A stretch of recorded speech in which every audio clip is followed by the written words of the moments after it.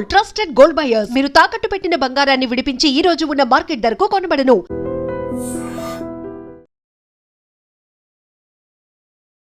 నమస్కారం, welcome to I dream. ధర్మ మార్గం విత్ విజిత కార్యక్రమానికి స్వాగతం.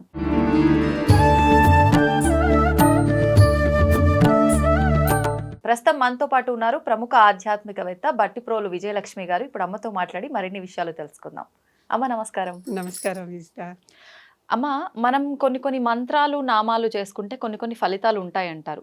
కానీ ఏ భగవంతుడికి సంబంధించిన నామమైనా మంత్రమైనా అది ఒక సింగిల్ గానే ఉంటుంది. కానీ విష్ణుమూర్తికి శివుడికి సంబంధించి మాత్రం శ్రీ విష్ణు రూపాయ నమః శివాయ అని చెప్పి ఇద్దరిని ఇందులోనే మనం తలుచుకుంటున్నట్టుగా స్మరించుకుంటున్నట్టుగా మనకి ఈ నామం అయితే కనిపిస్తూ ఉంటుంది. అయితే మామూలుగా శివకేశవుల ఇద్దరికి భేదం లేదు అని చెప్తారు. కానీ శివ భక్తులు శివుణ్ణి, విష్ణు భక్తులు విష్ణుని అలా వేరు చేసి చూసే వాళ్ళు కూడా ఉంటారు. ఏదేమైనా ఎందుకు ఈ మంత్రం అనేది రెండూ కలిపి ఇద్దరిని ఎందుకు స్మరించేటట్టుగా ఉంది? దీని వివరణ ఏంటి, చేస్తే వచ్చే ఫలితం ఏంటో వివరించండి. మంత్రం అని కాదు, ఒక పదం మాత్రమే ఇది. అంటే ఒక వాక్యంలాగా శ్రీ విష్ణు రూపాయ నమ శివాయ అన్నారు. శివుడికి విష్ణువుకి భేదం లేదు, ఇద్దరు ఒకటే. ఇద్దరు సూపర్ పవర్ అని కదమ్మా మనం చెప్పుకుంటున్నాం. అది ఒకటే అని చెప్పేది. ఇక్కడ రకరకాల శ్లోకాలు వీటి వెనకాల ఉన్నాయి.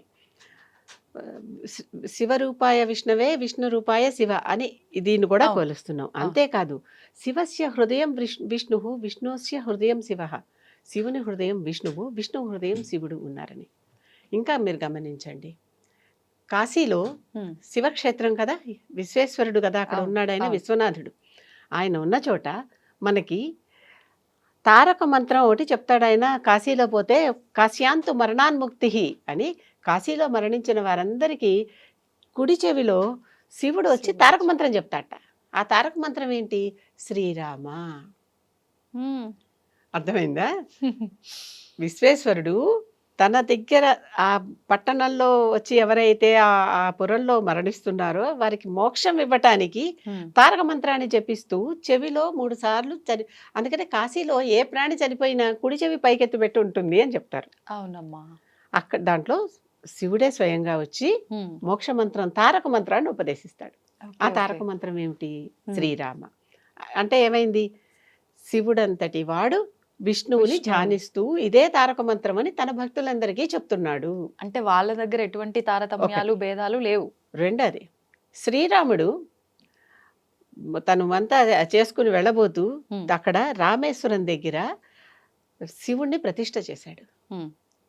రాముడే స్వయంగా శివలింగాన్ని ప్రతిష్ఠ చేస్తే అది రామేశ్వరం అని ఈ రోజుకి మనం పూజిస్తున్నాం కదా. అవునమ్మా. అంటే రాముడు శివ పూజ చేశాడు, శివుడు రాముడి మంత్రాన్ని తారకంగా చెప్తున్నాడు. అవును, మోక్షదాయకంగా చెప్తున్నాడు.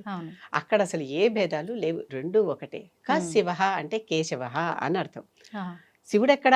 కేశవుల్లో ఉన్నట్ట. ఇద్దరు ఒకటే అని చెప్పుకుంటున్నప్పుడు ఎక్కడి నుంచి వస్తాయో తెలియదు. కొంతమంది చాలా ఆదిశంకరుడు వచ్చిన సమయంలో విపరీతంగా ఈ మత భేదాలు పెరిగిపోయి, మతం అంటే ఇప్పుడు అనుకుంటున్నటువంటి నేను చెప్పే అబ్రహాం మతాల గురించి మాట్లాడటల్లా, మన ధర్మంలోనే సనాతన ధర్మంలోనే రకరకాల మతాలు ఉన్నాయి. శైవ మతం, వైష్ణవ మతం, మళ్ళీ ఒక్కొక్క దాంట్లో బోలెడు. సౌర మతం, శాక్తేయం, గాణాపత్యం, కౌమారం, ఈ 6 మతాలని ప్రధానమైన మతాలుగా కొన్ని వందల మతాలు ఉన్నాయి. వాటిల్లో 6టిని మాత్రం ప్రధానంగా తీసుకుని ఆదిశంకరుడు షణ్మతాచార్యుడు అయ్యాడు. 6 మతాలను గుర్తించిన వాడుగా అయ్యాడు. ఈ 6 మతాలలో వీటిలో మీ అందరూ కలిసి వీళ్ళలో అందరూ ఇక్కడే అన్నీ వచ్చేస్తాయి. లేకపోతే అసలు కాపాలిక పూజించే వాళ్ళు ఉన్నారు, పిశాచాలను పూజించే వాళ్ళు ఉన్నారు. ఒకటి కాదు, ఎన్నో రకాలైనటువంటి మతాలు ఉన్నాయి ఆ రోజుల్లో. ఒక మతానికి మతం అంటే ఏంటి? నా ఇష్టం, ఇదే నా మతం, ఇదే నా అభిమతం, ఇదే నాకు సమ్మతం అనే పదాలు మీరు విన్నారా? దాని మించి వచ్చిందే మతం. అంటే మై ఒపీనియన్ అని అర్థం అసలు. Okay okay. దానికి మనం ఇప్పుడు ఎంత ప్రమాదకరమైన పదంగా అది వెళ్ళిపోయింది. అవునవును, చాలా ఘోరంగా కదా. అసలు అర్థం ఏంటి? డిక్షనరీలో చూస్తే నీకు ఏది ఇష్టమైందో అది నీ మతం. నాకు ఈ దేవత ఇష్టం, నేను ఆ మతం. ఇంకోళ్ళకి ఇంకో దేవత ఇష్టం, ఆ మతం. అయిపోయింది. అంతే. అలాంటి అంత చక్కగా ఒకరితో ఒకరు సఖ్యంగా ఉండకుండా తగాదాలు పట్టడం మొదలుపెట్టారు. దానివల్ల చాలా పెద్ద పెద్ద ప్రమాదాలు కూడా జరిగినాయి. అందుకని మిగిలినటువంటి మతాలన్నిటినీ ఆయన పరిహరిస్తూ అందరూ ఇక్కడ ఈ దేవతలనే పూజించండి. ఇప్పుడు భైరవుడిని పూజించే వాళ్ళు కూడా ఇక్కడ శివుడిని పూజించండి. భైరవుడు ఈయనే, కాపాలికుడికి ఈయనే. ఇలా మార్చారనమాట. అన్ని మార్చి అవన్నీ కొంచెం అంటే తగ్గించి ఈ 6 మతాలే ప్రధానమైన మతాలు అని చెప్పారు. చెప్పి దాంట్లో కూడా పంచాయతనం అని పెట్టారు. మళ్ళీ ఇక్కడ 5 వచ్చాయి. పంచాయతనం ఏంటి? మధ్యలో మీ ఇష్టదేవతను పెట్టుకోండి. మొత్తం ఆ పంచాయతనంలో ఉండే దేవతలు ఎవరు? అంబిక, శివుడు, సూర్యుడు, విష్ణువు, గణపతి. మీ ఈ 5గురిలో మీ ఇష్టదేవత ఎవరో మధ్యలో పెట్టుకోండి. మిగిలినవన్నీ ఆర్డర్లో పెట్టుకోండి. పూజ చేయండి. అన్నిటికీ పూజ చేసినట్టే. మీ ఇష్టదేవతనే మధ్యలో పెట్టుకున్నారుగా, మీకు తృప్తి. అంతే. శంకరుడు కావాలని ఇలాంటి సంధి కార్యక్రమాలు చాలా చేశాడు. శంకరుడు చేయలేనటువంటి పని లేదు. ఇప్పుడు శివాయ విష్ణు రూపాయ శివరూపాయ విష్ణవే అనేటటువంటివన్నీ ఇందుకోసమే వచ్చాయి. శివుడి రూపంలోనే విష్ణువుని చూడు, విష్ణువుడి రూపంలోనే శివుడిని చూడు అని. అందుకనే హరిహర తత్వం అనేటటువంటి ఒక తత్వం వచ్చింది. హరిహరుడు, హరి అంటే విష్ణువు, హరుడు అంటే శివుడు. ఈ హరిహర తత్వం, ఈ హరిహర అనేటటువంటి పదం మనకి మొట్టమొదటిసారి కవి తిక్కన ఉన్నారు కదా మనకి, ఆ కవిత్రయంలో మధ్య ఆయన వాడాడిది. వాడి హరిహరుణ్ణే నేను పూజిస్తున్నాను, నేను రాసిందంతా హరిహరుడికే అంకితం ఇస్తున్నాను అన్నాడు. అని ఇప్పటికీ కర్ణాటకలో హరిహర్ అనే ఒక ప్రదేశం ఉంది. అక్కడ 2 విగ్రహాలు కలిసినటువంటి ఒక విగ్రహం ఉంటుంది. అంటే కలిపి ఒకటిగా ఉంటుంది. కలిపి ఒకటిగా, ఒక చేత్తో డమరు ఉంటే ఇంకో చేత్తో చక్రం ఉంటుంది. ఓ చేత్తో త్రిశూలం ఉంటే ఇంకో చేత్తో శంఖం ఉంటుంది. ఇట్లాంటివి ఉంటాయి అన్నమాట. అర్థమవుతోంది కదా? 2 అర్ధనారీశ్వరులాగా, శివపార్వతుల్లాగా విష్ణువు శివుడు. Right, correct. అంతే, అదే తత్వం. ఒకే విగ్రహంలో 2 స్వరూపాలు కనిపిస్తాయి. ఇటువైపు నంది కూర్చొని ఉంటే ఇటువైపు గరుడు ఉంటాడు, వాహనం కదా. అవును.